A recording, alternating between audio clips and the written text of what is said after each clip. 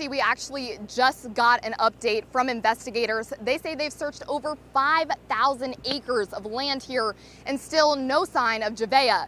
They also tell us they've conducted interviews with numerous people, including family. And tonight, we're learning a little bit more about the timeline of events from the night Javeayah went missing. An incident report obtained by News 19 shows Javeayah's mother told deputies she last saw her daughter around 8 p.m. Tuesday, playing with chickens at the family's home on Hillsborough Street.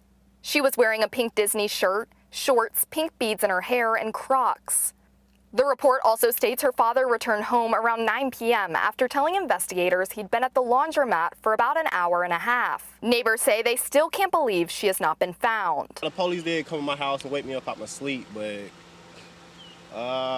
it is kind of crazy, I ain't gonna lie, because, I don't know, they really right up the street and there's nowhere to be found, like, she's nowhere to be found. Yeah, we've been out here for 4 years now. We know pretty much most of the people in this neighborhood, their kids, the whole thing, and for the girl to live literally right around the corner, we're out here all the time, like, every day somebody's out here, and we would have noticed a little girl walking this way. On the night of June 30th, 2026, a 911 call came in from a home on Hillsborough Street in Aiken County, South Carolina.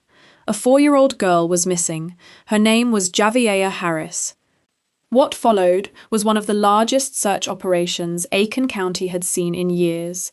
Helicopters, drones, K-9 units, and hundreds of volunteers combing more than 5,000 acres of land. 4 days later, the sheriff stood in front of a row of cameras and said something no one in that search effort wanted to hear. Before we get into what he said, if a case like this pulls at you the way it pulled at this entire community, hit subscribe now. Drop your gut reaction in the comments as we go, because by the end of this, you may not feel the same way you do right now. And if you know someone who's been following this case, send it their way. They'll want to see where it goes.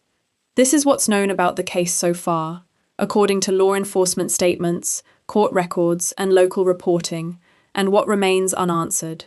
Roadblocks play, he said that could potentially lead them to a witness who didn't even know that they were a witness, and those roadblocks have been going nonstop since Javeayah was reported missing Tuesday evening. But as these hours tick away, you can tell just the urgency has only grown since she was last seen on Tuesday. I've talked about how this parking lot behind me has filled up with law enforcement vehicles, and that still stands true today. Just the amount of people showing up to try and find this little 4-year-old girl and bring her home to her family will. We can't say that enough. We can't show her picture enough to folks in hopes that it reaches the right person who may know something to again steer these law enforcement officers in the right direction of bringing her home to her family.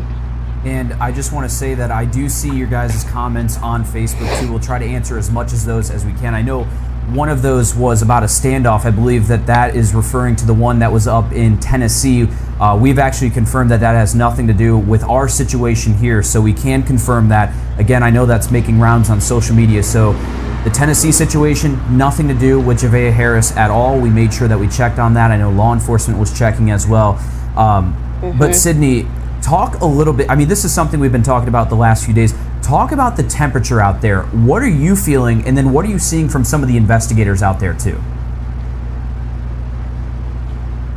I mean, there's no denying how brutally hot it is out here. We've heard that from our First Alert weather team about how dangerously hot it is out here and potentially life-threatening temperatures out here. And certainly you and I, we talked about this yesterday whenever we were both out here, how we've seen these deputies come in and out of this parking lot with bottles of water. They have their shirts are drenched in sweat. It just goes to show you how hot it is out here. And I mean, you think about how hot it is for an adult out here, but you can't help but to think how extreme that is for a small child. I mean, she's 4 years old, she's 3.5 feet tall roughly, and weighs 40 pounds. That is just a small child out here, for all we know, in this heat by herself, for all we know right there. But I mean, we're on day 3 right now. It's only grown hotter as the hours and the days tick away out here, and that certainly is on the mind of the people who are searching for her out there. And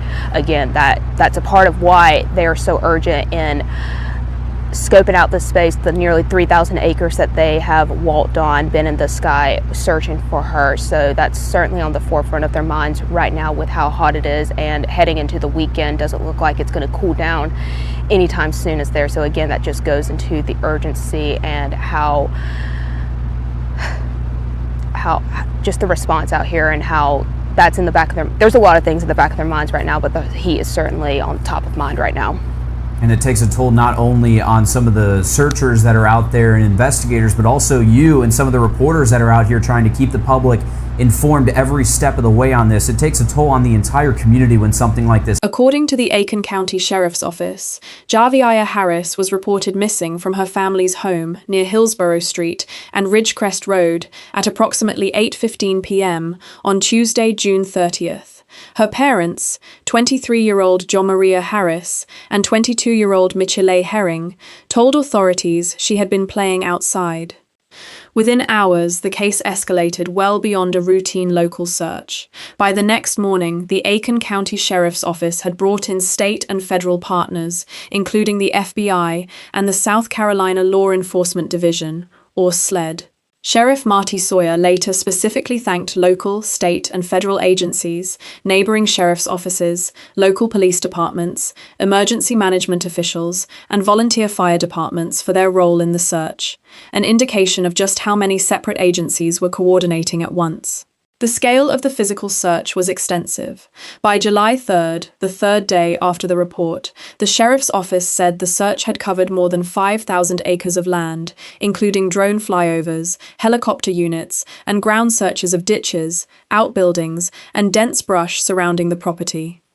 The sheriff's office also opened a public tip line and a digital evidence submission portal, asking anyone with relevant video or information to come forward. That kind of public appeal, a dedicated phone number, and an online portal for evidence, is typically reserved for cases where investigators believe there's a reasonable chance the public holds information they don't yet have. By the evening of July 3rd, the sheriff's office issued an update noting that despite the scale of the effort, Javeayah had not been located. That update also marked a turning point in how the search was being run. Officials said organized search activities and mobile command operations were being scaled down, and that roadblocks in the area were being released. At the same time, the department was clear that the search itself would not stop. That kind of shift, visible search operations winding down while officials stress the case remains active, often signals that an investigation's focus is moving from a physical search to something else. In this case, the something else became clear the following day. At this stage, the case was still being treated publicly, the way most child disappearance cases are treated, as a race against time, with the working assumption that Javeayah might still be found alive. That assumption did not hold. As is standard in cases involving a missing child, investigators focused early on the people who had last been with her, in this case her parents. Javeayah Harris spoke briefly to a local reporter during the search. He described the experience as difficult. "Not knowing is killing me," he told News 12. "You see stuff like this often, but you don't expect it to be you."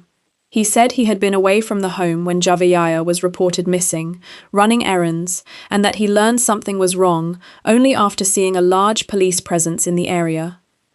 Investigators do not publicly detail every element of a timeline while a case is active, and the Aiken County Sheriff's Office has not released a full account of the hours leading up to the 911 call. What is known is that, as the search continued, the investigation's focus began to shift. By day 3 and 4, sheriff's officials indicated that agencies including the FBI had become directly involved, a level of federal involvement that is not typical for a straightforward missing child search, and one that often signals investigators are pursuing more than one theory about how a child came to be missing. Neither the sheriff's office nor the FBI have released details explaining what prompted the shift in focus. What the public did learn came later, and it came directly from the sheriff himself. One detail that has been confirmed through reporting, rather than through an official sheriff's statement, is that Michilae Herring gave birth during the period the search was active. The Aiken County Sheriff's Office confirmed that the newborn was placed with relatives. Authorities have not said publicly whether the birth had any bearing on the timing of events in the case, and no official statement connects it directly to the investigation's conclusions. It's included here only because it is a confirmed, reported fact about the timeline, not because investigators have drawn a conclusion from it. Any connection between the birth and the case's developments would be speculation at this point, and this account does not draw one. This is one of several open questions in the case that has not been addressed in public statements from investigators. We are currently searching an area of interest right now, not in Aiken County, and I am not disclosing where that's at. And we don't need anybody from the outside of law enforcement, trying to access that area. I'm deeply saddened to tell you that our investigation and evidence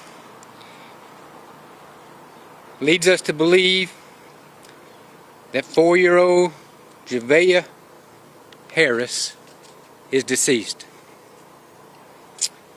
It's the outcome that we all feared,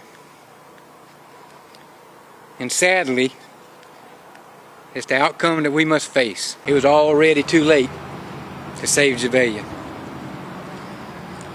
At this time, our investigation supports that she had been deceased for at least a month. In fact, Javeayah's body is where we think it is. It's going to be a difficult time for everybody there. On July 4th, 2026, the fourth day of the search, Sheriff Marty Sawyer held a press conference. Search operations had already begun winding down that morning. Volunteers were told to stand by. Roadblocks were removed. Sawyer's statement was direct. This is the hardest announcement in my 36 years working in law enforcement. I am deeply saddened to tell you our investigation and evidence leads us to believe 4-year-old Javeayah Harris is deceased. He said investigators believed she had been dead for at least a month before the 911 call was made on June 30th, meaning, according to the sheriff's account, that by the time the search began, it was already too late to find her alive. Sawyer did not disclose a cause of death.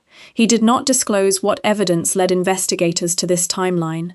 He said only that the department's investigation, combined with evidence gathered over the 4 days of the search, supported this conclusion. This is a case where the sheriff's own words are doing the necessary work. There's no need to add interpretation to a statement already this direct. It shouldn't happen. And just a 4-year-old, you know, it's just sad that a 4-year-old is just taken missing, and just, you know, we were looking for her to come up, found some kind of a way, but unfortunately it was just a bad circumstance. Following the announcement, the Aiken County Sheriff's Office confirmed that both parents had been arrested. Javeayah Harris was charged with homicide by child abuse. Michilae was charged with the same offense, along with an additional charge of filing a false police report. Officials noted that further charges remain possible as the investigation continues.